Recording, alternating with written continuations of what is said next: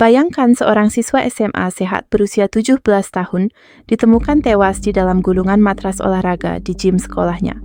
Tubuhnya terbalik, wajahnya bengkak, darah mengalir dari hidung dan mulut, dan sepatu-sepatu berserakan di sekitarnya.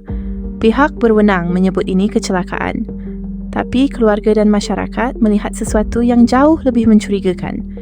Itulah yang terjadi pada Kendrick Johnson, remaja kulit hitam, yang ditemukan tak bernyawa pada 11 Januari 2013 di Lowndes High School, Georgia, Amerika Serikat. Sejak saat itu, kasus ini memicu kemarahan nasional, teori konspirasi, dan pertanyaan besar tentang keadilan, rasisme, dan integritas hukum. Polisi mengatakan Kendrick terjatuh ke dalam matras saat mencoba mengambil sepatunya dan tidak bisa keluar. Namun, kondisi tubuhnya, rekaman CCTV yang hilang, serta hasil otopsi kedua yang menunjukkan luka-luka tak wajar membuat keluarga dan banyak orang bertanya-tanya, apakah ini kecelakaan atau pembunuhan yang ditutup-tutupi? Dalam video ini, kita akan membedah seluruh kronologi, kejanggalan, dan bukti dari salah satu kasus kematian paling membingungkan dan kontroversial di Amerika modern, kasus Kendrick Johnson. Pada pagi hari, tanggal 11 Januari 2013, siswa dan staf di Lowndes High School dikejutkan oleh penemuan mayat Kendrick Johnson yang terjepit di dalam matras besar berwarna biru putih. Tubuhnya dalam posisi kepala di bawah dan kaki di atas. Ia tidak bernapas. Dan darah terlihat menetes ke lantai dari wajahnya yang bengkak. Menurut laporan resmi, Kendrick pergi ke gym sehari sebelumnya dan tidak pernah terlihat lagi.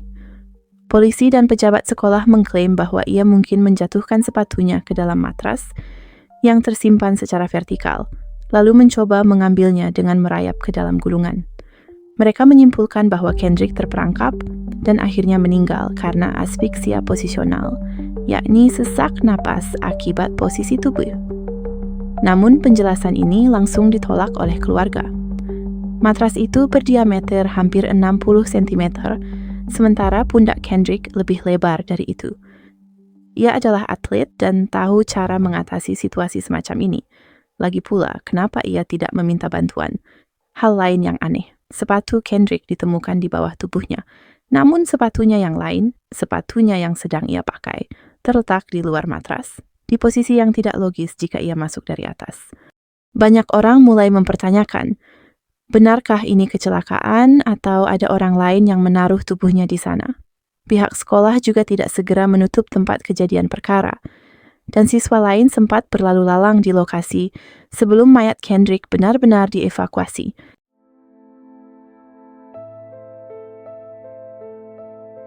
Salah satu titik paling krusial dalam investigasi adalah rekaman CCTV dari gym tempat Kendrick ditemukan.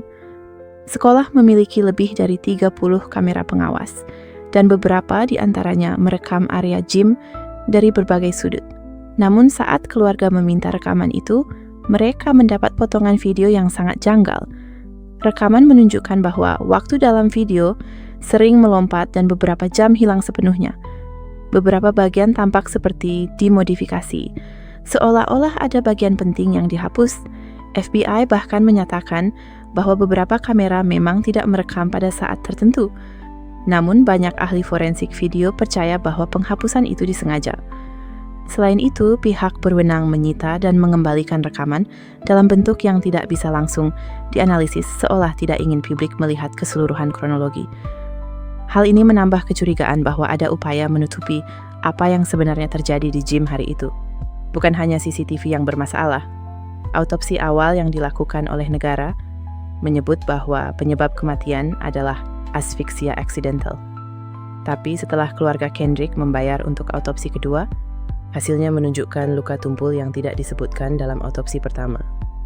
Bahkan, pada tubuh Kendrick ditemukan organ dalamnya telah dikeluarkan dan diganti dengan koran, tanpa izin keluarga, praktik yang sangat tidak lazim dalam dunia forensik.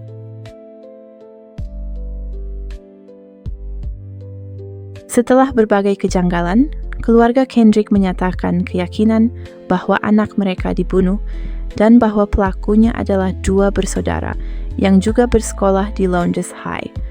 Salah satu dari mereka adalah putra dari agen FBI yang memperkuat dugaan adanya campur tangan dalam penyelidikan. Teori keluarga menyebut bahwa Kendrick mungkin terlibat perkelahian dengan salah satu dari mereka, dan akhirnya dibunuh.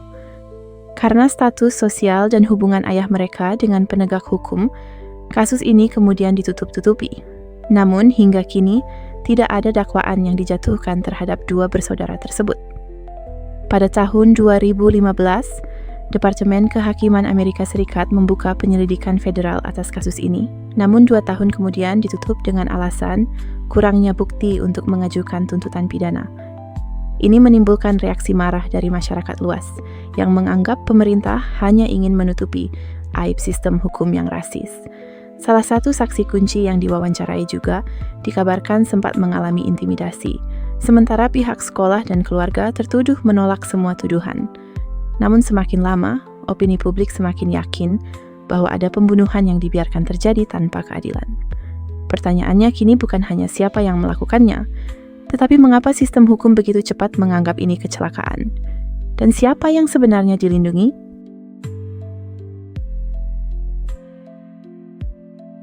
Kasus Kendrick Johnson menjadi viral di media sosial dan dibahas di banyak dokumenter serta laporan investigasi.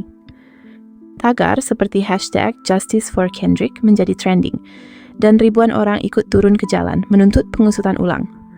Keluarga Kendrick bahkan mengajukan gugatan sipil senilai ratusan juta dolar terhadap banyak pihak, termasuk pejabat sekolah, sheriff lokal, hingga FBI.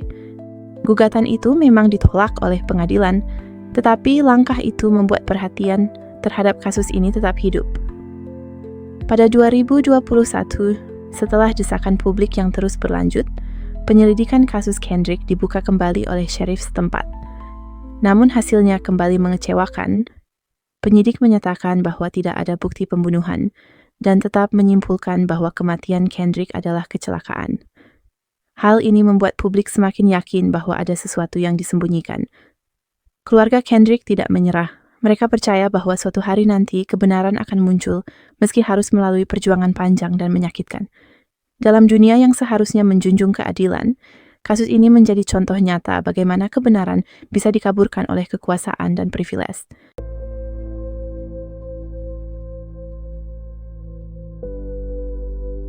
Kasus Kendrick Johnson lebih dari sekadar kematian seorang remaja. Ini adalah gambaran nyata bagaimana sistem bisa gagal, bagaimana korban bisa diabaikan, dan bagaimana suara keluarga bisa ditenggelamkan oleh otoritas yang lebih kuat. Kita belajar bahwa kejanggalan forensik, rekaman yang hilang, dan ketidakterbukaan penyelidikan adalah sinyal-sinyal bahaya yang tak boleh diabaikan. Kasus ini juga menjadi refleksi menyakitkan tentang rasisme sistemik di Amerika, dan bagaimana keadilan sering tidak berpihak pada mereka yang miskin atau berkulit hitam. Kendrick Johnson adalah simbol dari perjuangan orang-orang yang tidak menyerah untuk mencari kebenaran, meski seluruh sistem tampak menolak mendengarnya. Ibunya, Jacqueline Johnson, menjadi suara lantang yang mewakili ribuan keluarga lain yang anaknya mati tanpa keadilan. Kini, meski tidak ada tersangka yang ditetapkan secara resmi, suara publik terus menekan agar kasus ini tidak dilupakan, karena ketidakadilan akan terus menang jika kita berhenti memperjuangkannya.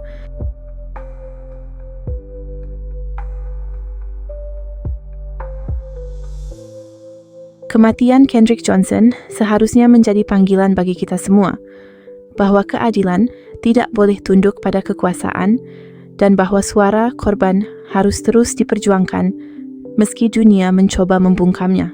Ia bukan hanya remaja biasa yang mati di sekolah, ia adalah korban dari sistem yang retak. Bagi keluarganya, kehilangan Kendrick bukan hanya duka, tapi juga misi seumur hidup.